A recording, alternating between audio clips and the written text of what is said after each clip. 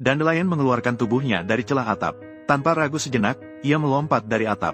Tindakan mencari kematian seperti ini mungkin adalah awal dari kehidupan barunya. Di atap yang rusak karena usia, tumbuh sebatang dandelion. Setiap hari, ia dimandikan oleh sinar matahari dan embun. Hal ini membuatnya bertahan hidup di lingkungan yang tandus. Ia menengadah ke atas. Namun ia menemukan sebutir tetes air sedang memandangnya. Ia awalnya merasa heran, kemudian merasa sedikit malu. Ia membungkus dirinya dengan rapat menggunakan daun. Bagaimanapun, ia telah hidup selama ini. Ia bahkan belum pernah melihat benda yang bisa bergerak. Tetes air memahami sepenuhnya pikiran dandelion. Ia mulai menggunakan tubuhnya yang lincah untuk mengubah berbagai bentuk. Dengan cara ini, ia berusaha menghilangkan kewaspadaan dandelion.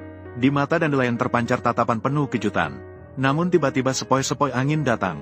Dandelion yang kurus bergoyang tidak stabil di tengah angin. Saat itu, tetes air semakin goyah. Kehidupan kecil memang begitu rapuh. Perubahan kecil dalam lingkungan adalah bencana besar bagi mereka. Namun untungnya, angin segera berhenti. Saat keduanya mengira semuanya aman dan baik-baik saja, seekor kupu-kupu terbang ke papan petunjuk. Papan petunjuk yang rusak parah patah karena tidak mampu menahan berat kupu-kupu. Ini juga berarti tetes air yang tinggal di papan petunjuk tidak dapat menyelamatkan diri sendiri.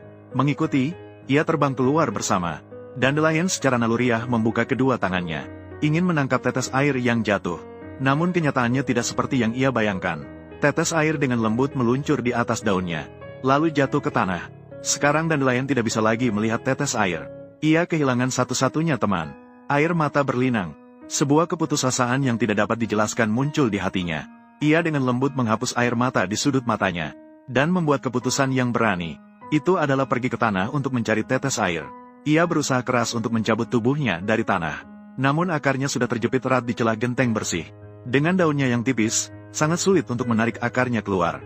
Namun ia tidak menyerah begitu saja. Menahan rasa sakit, ia memutar dengan keras.